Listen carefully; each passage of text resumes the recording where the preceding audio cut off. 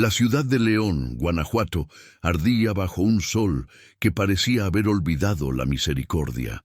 Era principios de los años 50, una época en la que México vibraba con un espíritu de reconstrucción, esperanza y también de heridas que aún no terminaban de cicatrizar. El bullicio de las calles, los pregones de los vendedores y el aroma espeso del maíz tostado se mezclaban con el polvo levantado por los pasos apurados de la multitud. A unas cuadras del Teatro Manuel Doblado, un grupo de músicos afinaba instrumentos en la sombra que proyectaba un portón de madera envejecida. El más joven de ellos, Ramiro Zamudio, un violinista delgado, de piel tostada y mirada inquieta, luchaba por mantener la concentración. Sus manos temblaban. No era por el calor, ya estaba acostumbrado, sino por la preocupación que le mordía el estómago desde la madrugada. Aquel no era un día cualquiera.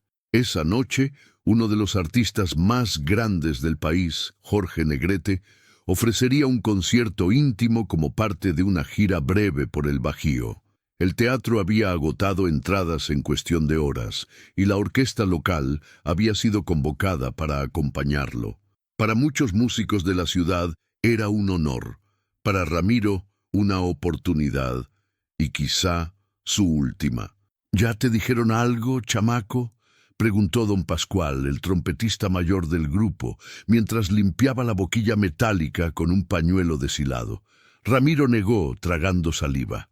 El maestro Ortega está furioso.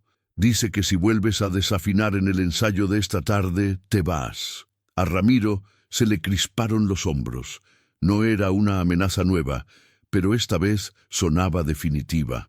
Durante semanas su desempeño había sido irregular. No por falta de talento, su talento era indiscutible, incluso brillante, sino por algo que nunca se atrevía a confesar. Su madre llevaba meses enferma, y él, agotado, había estado trabajando dobles turnos, tocando en cantinas para comprar medicinas. Las noches mal dormidas y el cansancio acumulado estaban pasándole factura. «Voy a mejorar, te lo juro». Don Pascual lo miró con una mezcla de afecto y resignación. «Ojalá, hijo. Nadie quiere verte fuera, pero el maestro no perdona». El maestro Alfonso Ortega, director de orquesta, era conocido tanto por su habilidad como por su rigidez férrea. Amaba la música tanto como despreciaba la mediocridad. Y últimamente, a sus ojos, Ramiro era exactamente eso, una promesa desperdiciada. A lo lejos, un coche negro avanzó lentamente por la calle, recogiendo miradas y murmuraciones. Era un modelo elegante, más propio de la capital que de León. Cuando se detuvo frente al teatro, la puerta se abrió y descendió Jorge Negrete. Su sola presencia parecía ordenar el aire, vestido con un traje claro y un sombrero fino que proyectaba sombras sobre sus ojos. Negrete saludó con cortesía a la gente que se acercaba. Su voz grave resonó incluso en palabras sencillas. «Buenas tardes, señores. Qué gusto regresar a esta tierra». Ramiro lo observaba desde la esquina. Nunca lo había visto en persona. Lo admiraba desde niño, cuando su padre, antes de morir, ponía discos de rancheras mientras arreglaba sillas en la carpintería del barrio. Aquel hombre era más que un cantante, era un símbolo. Ramiro respiró hondo. «Hoy no puedo fallar», se dijo. Pero el destino tenía sus propios planes, y ninguno de ellos era sencillo. El interior del Teatro Manuel Doblado olía a madera barnizada, terciopelo viejo y un eco permanente de historias pasadas. El escenario, amplio y bien iluminado, estaba preparado para el ensayo general.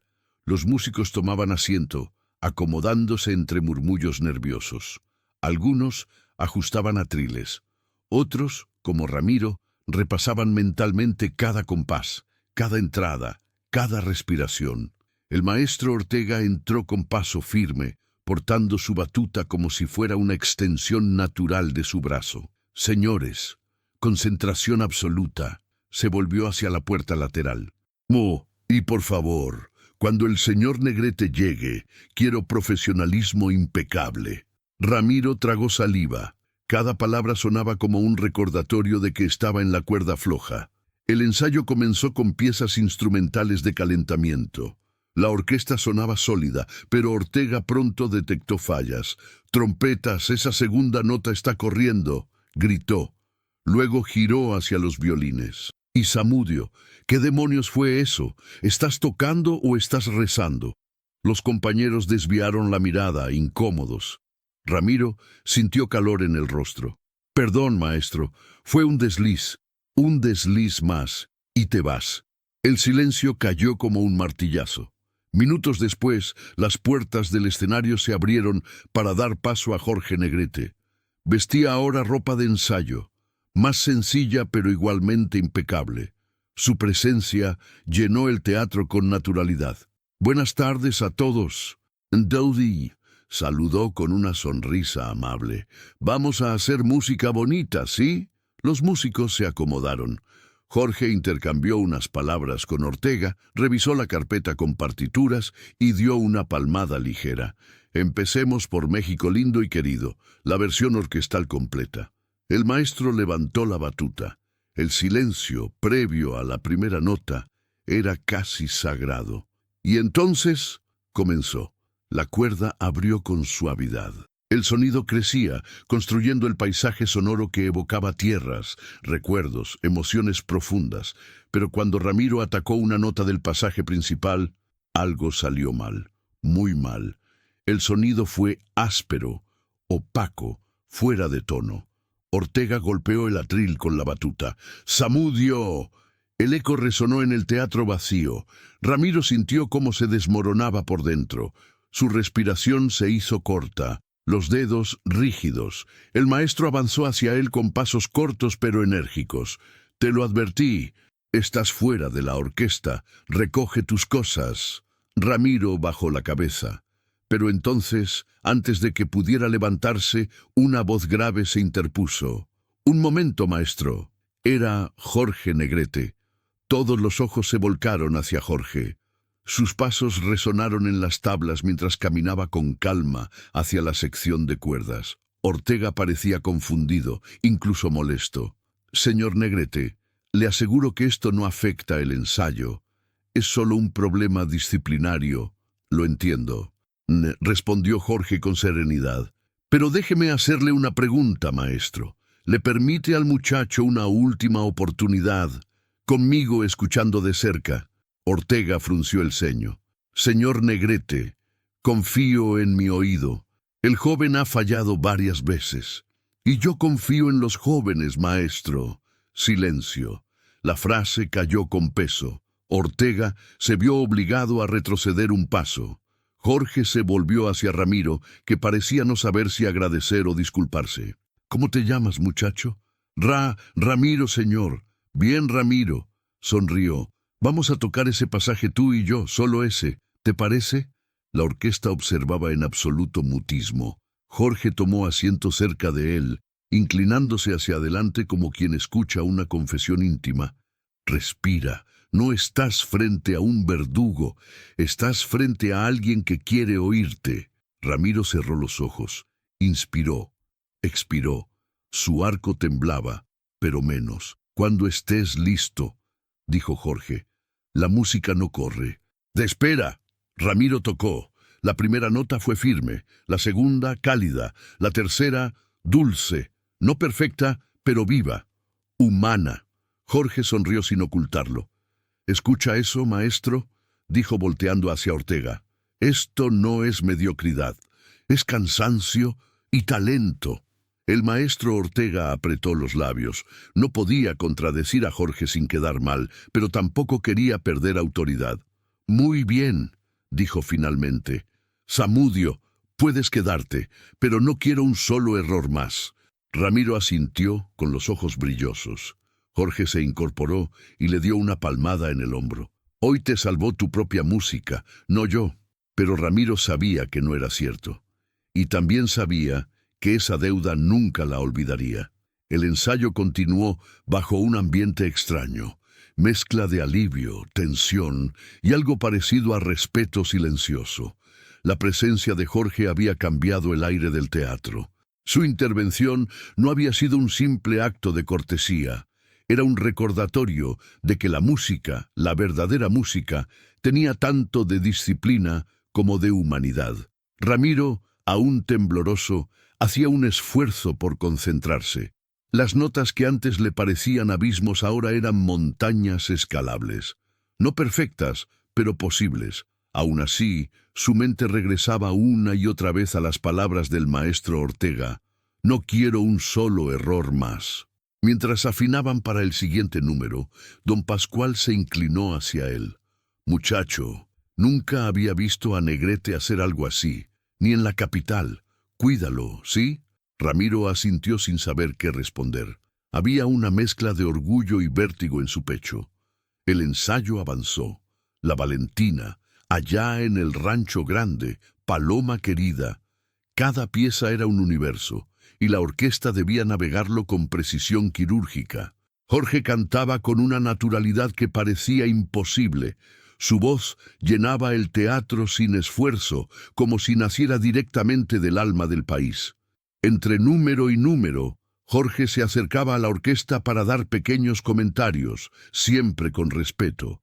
A veces se dirigía a los trompetas, otras a los chellos. En un momento, incluso elogió a las maderas por la entrada impecable. Cuando llegó el turno de los violines, Jorge hizo contacto visual con Ramiro. No dijo nada, pero el gesto bastó para devolverle un poco de confianza. Cerca del final del ensayo, Ortega anunció un receso. Los músicos dejaron instrumentos sobre sillas y se dispersaron por el vestíbulo en busca de agua fresca o un respiro del calor sofocante. Ramiro caminó hacia un pasillo lateral, buscando un rincón donde pudiera estar solo. Necesitaba pensar y calmarse, pero para su sorpresa, oyó pasos acercarse. Lentamente, desde la penumbra del pasillo, emergió Jorge Negrete. Aquí estabas», dijo con tono amable. «¿Puedo?» Ramiro abrió espacio contra la pared. «Claro, señor.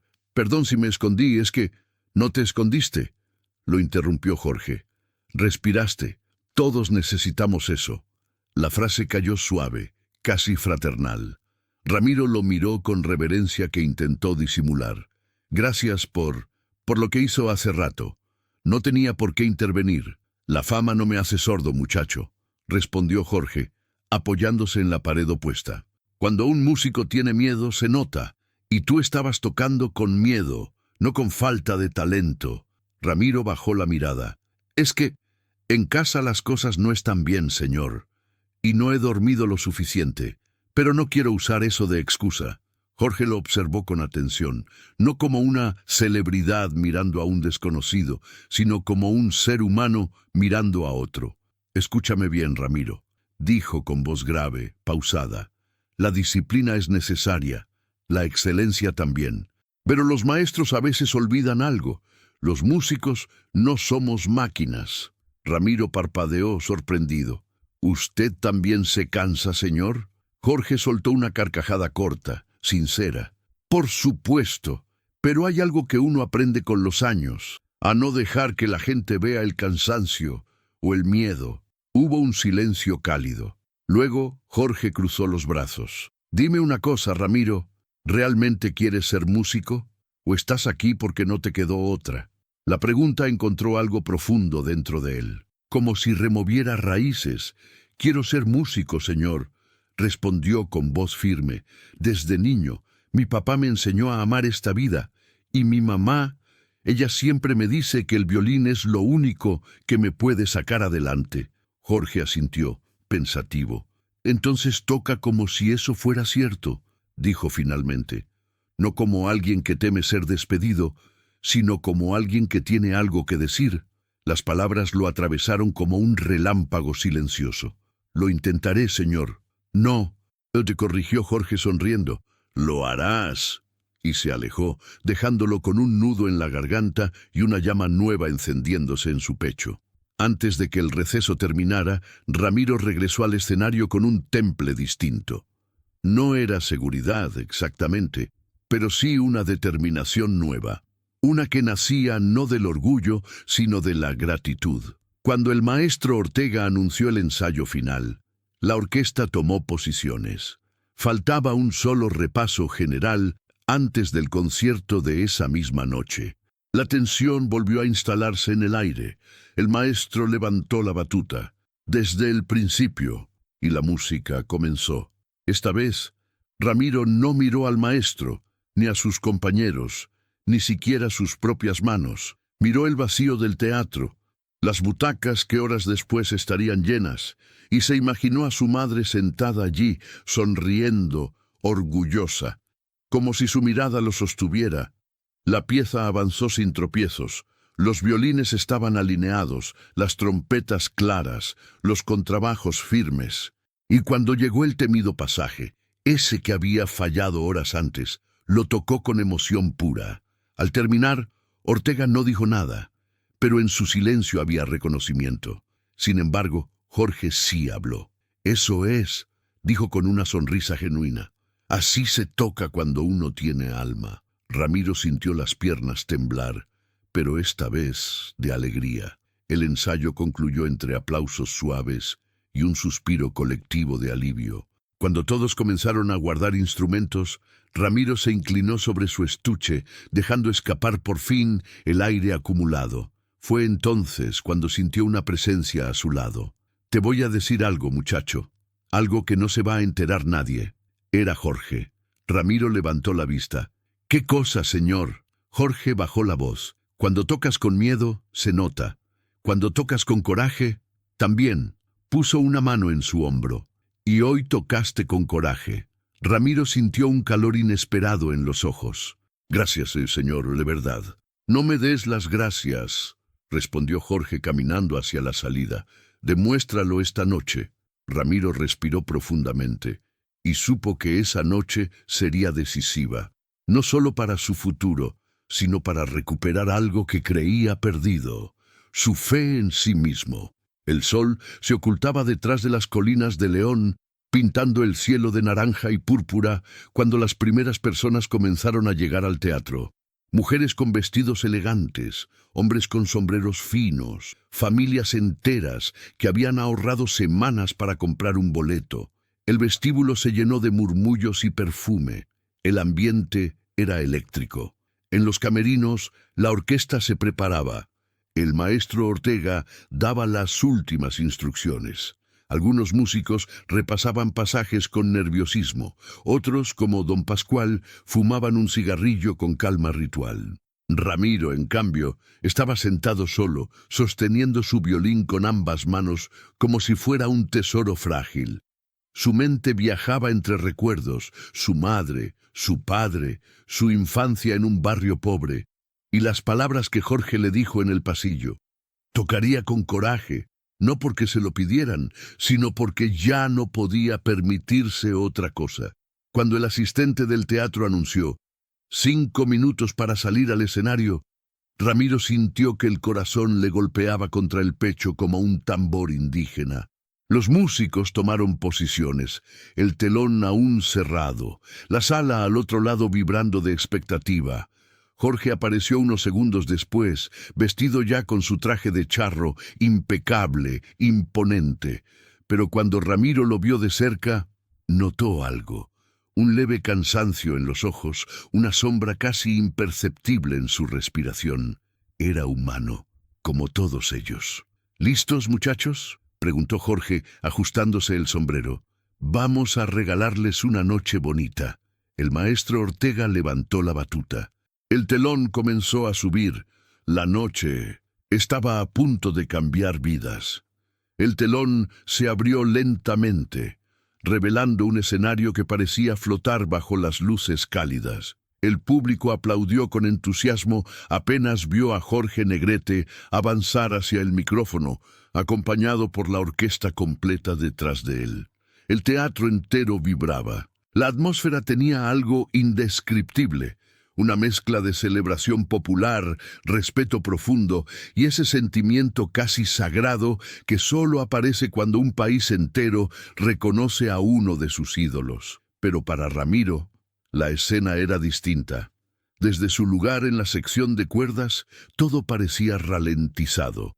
La luz sobre las partituras, el suave murmullo de las butacas ajustándose, el olor del polvo antiguo del teatro calentado por los reflectores, todo lo rodeaba con una mezcla de miedo y encanto. Jorge tomó el micrófono con elegancia natural. «Muy buenas noches, León querido». Las mujeres suspiraron, los hombres aplaudieron, y hasta los músicos esbozaron una sonrisa. «Es un honor estar de regreso. Vamos a cantar un poquito, ¿les parece?» El aplauso llenó el teatro. El maestro Ortega levantó la batuta. Primera pieza. México lindo y querido. El silencio previo a la primera nota era casi táctil. Entonces, los violines iniciaron, suaves, delicados, construyendo el paisaje sonoro que evocaba raíces profundas. Las trompetas se unieron después, claras como una mañana en el altiplano. Ramiro respiró hondo. Cuando llegó su entrada, su arco bajó con firmeza. La nota salió limpia, exacta, hermosa. Ni él mismo sabía de dónde venía esa fuerza, si era de las palabras de Jorge, de la necesidad desesperada de no fallar, o de la memoria de su padre que lo sostenía desde algún rincón de su corazón cansado. La música fluyó con naturalidad. Jorge cantó con un temple que arrancó lágrimas en varias personas del público. Cada frase era pronunciada con esa mezcla única de gallardía y melancolía que solo él poseía. Ramiro se perdió en el sonido. Por primera vez en mucho tiempo, no estaba tocando para complacer ni para evitar el despido. Estaba tocando porque la música lo atravesaba, porque el violín era su voz. Porque esa noche tenía algo que decir. Al terminar la pieza, el público estalló en aplausos. Jorge sonrió, inclinó la cabeza y miró brevemente hacia la orquesta. Y aunque nadie más lo notó, Ramiro supo que esa mirada era para él. El concierto avanzó con éxito rotundo. Cada canción era celebrada como si fuera la última. La orquesta estaba concentrada, afinada, unificada. Jorge parecía en su mejor noche, pero la vida, esa que jamás pide permiso, decidió torcer el rumbo. Después de interpretar Cocula y recibir una ovación impresionante, Jorge dio 2 pasos hacia atrás, sosteniendo el micrófono con ambas manos. Ramiro, desde su lugar, notó que su respiración estaba más pesada. Una sombra cruzó el rostro del cantante, apenas perceptible, pero suficiente para inquietar al joven violinista. El maestro Ortega también lo notó, aunque se mantuvo firme, como si la música pudiera disipar la preocupación. «Seguimos con ella», dijo Jorge, con una sonrisa que parecía costarle más de lo habitual. «Una canción que siempre me ha roto un poco el alma». El público rió, algunos suspiraron, pero Ramiro sintió algo distinto en esa pausa. Algo en la voz de Jorge no sonaba igual. El maestro alzó la batuta. Comenzaron. La introducción fue suave, casi dolorosa, con un violín solista marcando el inicio del tema. Y fue Ramiro quien debía tocarlo. Él no sabía eso hasta que vio la anotación en la partitura. Solo de violín, entrada suave, tempo lento. Tragó saliva. El corazón se le aceleró, pero recordó lo que Jorge le había dicho. La música no corre, te espera. Y entonces tocó. Cada nota parecía flotar, cargada de emoción contenida, como si Ramiro hubiera decidido poner toda su historia dentro de ese breve solo. El público contuvo la respiración. El teatro entero pareció reducirse a ese instante. Jorge lo escuchó con una expresión difícil de descifrar. Orgullo, tristeza, reconocimiento, algo íntimo. Pero cuando llegó su turno de cantar, ocurrió algo inesperado. Su voz falló en la primera frase. No por falta de técnica, sino por un dolor agudo que lo obligó a tomar aire de golpe. El público no lo notó de inmediato, pero los músicos sí. Ortega abrió los ojos con preocupación. Jorge levantó una mano, pidiendo un segundo. Respiró profundo. Lo intentó de nuevo. Esta vez la voz salió, pero con un leve temblor. Ramiro sintió un escalofrío. No era miedo escénico, era algo físico. Jorge, sin embargo, siguió adelante. Cantó con pasión, como si cada palabra fuera una despedida velada. El público lloraba, la orquesta temblaba, y Ramiro, sin poder evitarlo también. Al terminar, Jorge sostuvo el micrófono contra su pecho. Permaneció en silencio unos segundos que parecieron eternos. Luego sonrió. «Gracias». Pero su sonrisa se apagó apenas dio un paso atrás. Ramiro vio cómo la mano de Jorge se aferró al borde del piano para sostenerse. Su respiración era pesada, irregular. El maestro Ortega dio un paso hacia adelante, preocupado. «¿Está bien, señor Negrete?», preguntó en voz baja. Jorge hizo un gesto afirmativo, aunque era evidente que no estaba bien. Solo un poco de cansancio», dijo, recomponiéndose. «Sigamos». Pero Ramiro entendió la verdad. Aquella noche no solo estaba en juego el futuro de un violinista pobre, también estaba en juego la salud de un ídolo que el país entero creía invencible. La orquesta retomó posiciones. El público seguía eufórico, ajeno a lo que ocurría entre bambalinas del escenario mismo, pero los músicos, desde su cercanía, podían ver la tensión en la mandíbula de Jorge, la forma en que sus dedos apretaban el micrófono, la respiración que se volvía más corta con cada minuto. Para complicar más las cosas, la siguiente canción, Paloma Querida, requería una energía enorme. Era una pieza vigorosa, vibrante, y el público la esperaba con ansias. El maestro Ortega se inclinó hacia Jorge. «Podemos saltarla si lo desea, señor», pero Jorge negó. «No vine a decepcionar a nadie, maestro». Ortega abrió la boca para replicar, pero Jorge ya había dado un paso hacia el frente del escenario, levantando una mano para anunciar la siguiente canción. Esta es para los enamorados», dijo con voz ronca, «aunque hoy yo necesite un poco de su fuerza». El público rió, sin notar la gravedad escondida en aquellas palabras. La música inició. Las primeras trompetas marcaron el ritmo con fuerza. Los violines entraron después, creando un colchón rítmico vibrante. Jorge cantó, pero cada frase parecía arrancarle un pedazo de aliento. Su voz seguía siendo poderosa, pero había un esfuerzo evidente detrás de cada palabra, como si cantara contra una tormenta invisible. Ramiro, sin poder evitarlo, lo miraba entre nota y nota. Y entonces ocurrió. Cerca del final de la canción, cuando Jorge debía sostener una de las notas más largas, su voz simplemente cedió. No se quebró, no desafinó, cedió. Una especie de exhalación profunda, sin aire suficiente para sostener la frase. El público creyó que era un recurso emocional, pero la orquesta entendió la verdad. Ramiro sintió que el corazón se le apretaba. Don Pascual bajó el trombón por un segundo. Ortega apretó los ojos con frustración e impotencia. Jorge sostuvo el micrófono con fuerza. Una fuerza casi dolorosa. Terminó la pieza como pudo. El aplauso fue ensordecedor. Pero detrás del escenario había un hombre luchando contra un dolor que no mostraba. Cuando se apagaron las luces brevemente para el cambio de canción, Ramiro vio lo que nadie debía ver.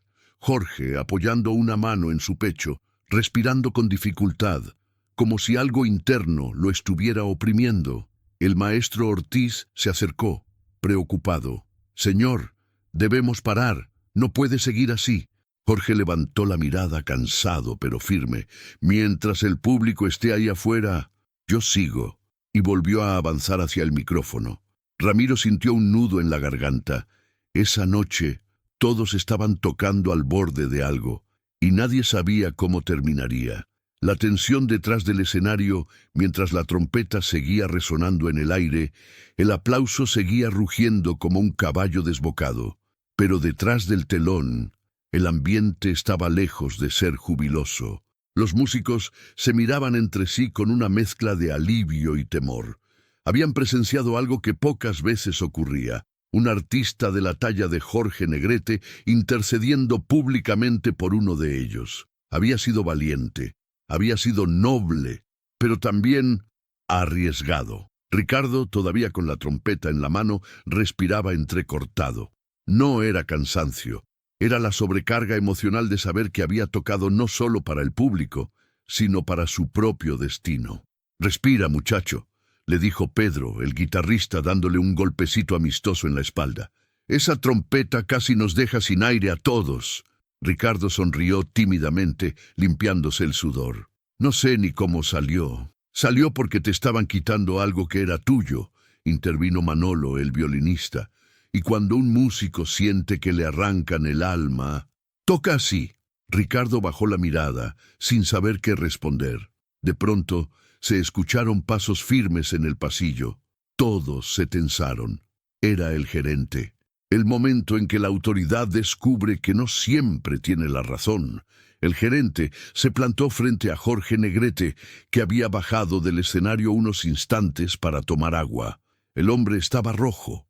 De enojo o de vergüenza era difícil saber. «Esto se salió de control, Negrete», gruñó. «Lo que hiciste frente a todos fue una falta de respeto a la administración». Jorge levantó la mirada con una calma que solo tenían los hombres que ya habían vivido demasiado como para temer amenazas pequeñas. «Una falta de respeto es intentar despedir a un músico sin escucharlo», respondió con firmeza, «y culparlo de un error técnico que tú mismo ignoraste cuando te lo reportaron». El gerente frunció el ceño. «No tienes pruebas». Jorge dejó la botella sobre una mesa con deliberada lentitud. «Tengo algo mejor que pruebas». Se acercó. «Tengo la verdad. Y si quieres arriesgar tu reputación discutiendo con el público, que ya te está silbando desde hace rato, adelante. Sube y diles que quieres despedir al muchacho que se ganó la noche». El gerente tragó saliva. Había escuchado los aplausos también. Aplausos que no pedían explicaciones, pero exigían justicia. «Esto aún no termina», susurró reculando. «No», respondió Jorge serio, «aún no termina, porque todavía falta la parte más difícil, que tú aprendas a respetar a tus músicos». El gerente quiso replicar, pero no encontró palabras. Se dio media vuelta y desapareció por el pasillo. Los músicos soltaron el aire contenido. Jorge volvió al escenario. La noche apenas comenzaba, cuando los artistas sienten el cambio de energía en la piel. Cuando Jorge retomó el micrófono, el público lo recibió con una ovación más cálida que antes. No entendían del todo lo que había pasado tras bambalinas, pero algo sí sabían. Había defendido a uno de los suyos, y la gente respeta la lealtad más que cualquier nota musical. «Maestro, otra de las buenas», gritó alguien del palenque.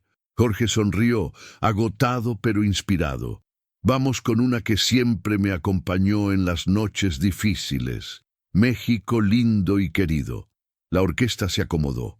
Ricardo levantó su trompeta de nuevo, más seguro esta vez. La interpretación fue distinta, más profunda, más humana.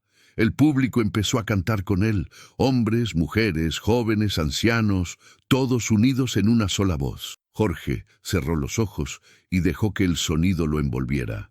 Pero en su interior, algo lo movía aún más que la música. La certeza de que esa noche había dicho lo que muchos callan, que había protegido a un joven no porque fuera perfecto, sino porque merecía una oportunidad. Y eso, para él, lo significaba todo. La verdadera redención sucede cuando ya no hay público mirando. El show terminó a las 2 de la madrugada. El público salió satisfecho, algunos emocionados, otros nostálgicos, muchos sin imaginar que habían sido testigos de un momento que jamás llegaría a los periódicos. En el camerino, Ricardo estaba guardando su trompeta cuando escuchó la voz de Jorge a sus espaldas. «Tocaste como un grande». Ricardo se detuvo y respiró profundo. «Maestro, Todavía siento que esto fue un sueño. No lo fue, respondió Jorge, y lo que venga después dependerá de ti. El joven se dio la vuelta. Tenía los ojos humedecidos. ¿Sabe lo que pensé cuando subí al escenario? Pensé que, si me equivocaba, usted se hundiría conmigo. Jorge negó suavemente con la cabeza. Muchacho, cuando uno hace lo correcto, nunca se hunde, aunque parezca que sí. Ricardo sonrió, emocionado. Voy a honrar esto, se lo juro. No voy a fallarle. Negrete le puso una mano sobre el hombro. No me falles a mí. No te falles a ti mismo. Luego añadió, y cuida a los músicos nuevos cuando te toque estar del otro lado. La vida siempre nos pone en las dos posiciones, la del que es salvado y la del que salva. Ricardo asintió con fuerza. Gracias por creer en mí, maestro. Gracias por tocar con el corazón, respondió Jorge. Salieron juntos por el pasillo silencioso. El palenque vacío olía a madera mojada y a recuerdos recientes. La historia que vivió en silencio, pero marcó destinos. Esa madrugada, mientras la lluvia ligera caía sobre León, Jorge Negrete subió a un coche oscuro y se perdió en la penumbra. No buscaba reconocimiento, no buscaba aplausos adicionales, no buscaba titulares. Había hecho algo que para él era natural: proteger a un músico, defender la verdad, actuar con dignidad. Y aunque el público nunca supo que Ricardo estuvo a minutos de perder su trabajo, aunque jamás se enteraron del conflicto, ni de las amenazas, ni del miedo del muchacho, lo sintieron en la música, en esa trompeta que lloró, gritó y renació, en la voz de Jorge que sonó más humana que nunca. La verdad no salió en la prensa, no fue rumor de cantina, ni historia de revista, pero sí se quedó donde realmente importa, en el corazón de quienes estuvieron ahí, en la vida del músico que no fue despedido, y en la memoria silenciosa de una noche que cambió destinos sin que el público jamás lo supiera.